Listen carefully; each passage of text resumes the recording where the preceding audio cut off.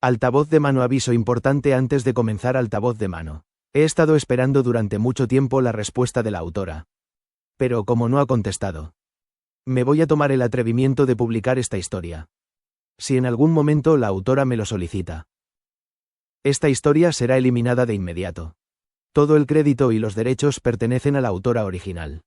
En la descripción del vídeo podrán encontrar los enlaces a la historia original, que está en inglés. Yo me encargué de traducirla para que más personas puedan disfrutarla. Además, la imagen de portada la saqué de internet. Si conoces al autor o autora de la imagen, déjamelo saber para darle el crédito correspondiente. Ahora sí, comencemos con la historia. Libro abierto. Chispas.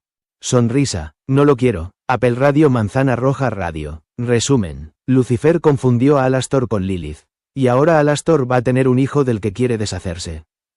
Todos los eventos ocurren después del último episodio de la primera temporada. No lo quiero. Apple Radio. Manzana Roja Radio. Capítulo 1. La siguiente oleada de dolor recorrió su cuerpo hasta la mitad, provocando que tuviera que agarrarse a una maldita linterna que solo servía para decorar las calles de la ciudad caníbal. Cada intento de respirar se hacía más difícil a medida que pasaban los minutos. Y el sabor metálico de la sangre que emanaba de su lengua, herida al inicio de su recorrido por sus propios dientes en una reacción inconsciente, solo lo hacía sentir más patético. Por suerte, las noches en el infierno no eran diferentes a las humanas. Y menos para sus habitantes, que parecían dormir plácidamente en sus hogares. Sí, durmiendo tranquilos. Como lo hacía en el hotel. Hasta que el extraordinario dolor en la parte baja de su abdomen aumentó, al igual que la sensación húmeda y cálida en sus piernas. No iba a mentir, pero tampoco iba a admitir, que en ese momento le entró un ligero pánico. Pues sabía bien que no podía hacer el trabajo por sí solo. Al menos no en el hotel, donde las paredes aún eran delgadas y no contaban con el material necesario para que el trámite pasara desapercibido para sus inquilinos. Por suerte, Rosie, a quien veía como una madre, ya que la conocía en profundidad, sabía de antemano la situación y, por tanto, tenía en su casa los materiales que le servirían para evitar complicaciones, como una segunda muerte. Por ejemplo, el problema ahora era que su magia no estaba funcionando como lo haría normalmente, por lo que tuvo que usar sus sombras de forma limitada para llegar allí. Y, sin embargo, sentía que estaba muy lejos de su destino, saboreando el dolor a cada paso que daba y experimentando en breves períodos de confusión fugaz respecto a la asertividad del camino que estaba tomando. Otra oleada de dolor recorrió su columna, pero en lugar de frenar sus pasos, los aumentó junto con la repentina y latente sensación de que debía hacer todo lo posible para llegar lo más pronto posible.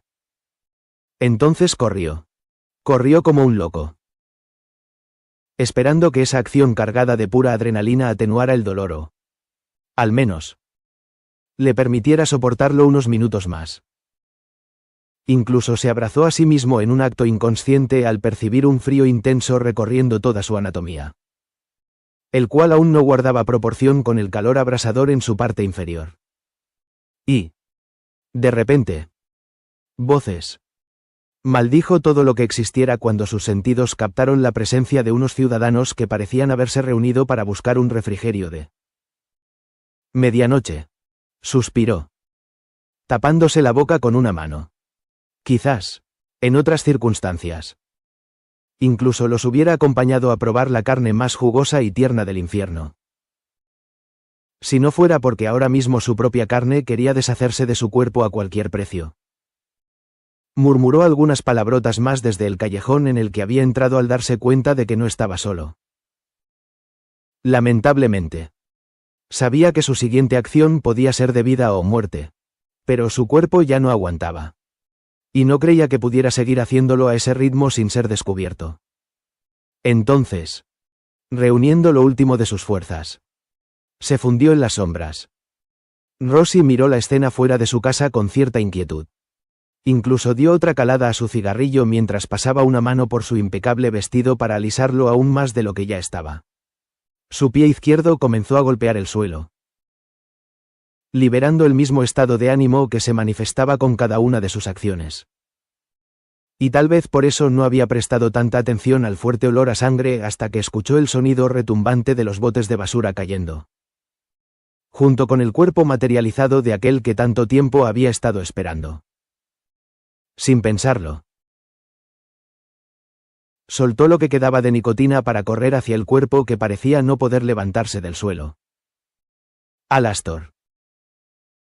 Rosie susurró pesadamente mientras se posicionaba a la misma altura del tan temido demonio de radio.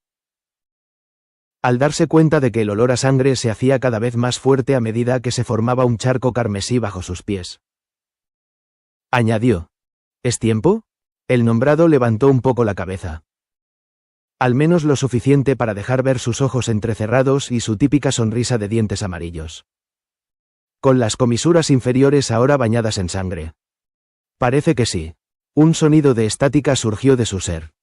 Y luego de eso, solo pudo sentir cómo la herida en su pecho parecía querer reventar sus órganos.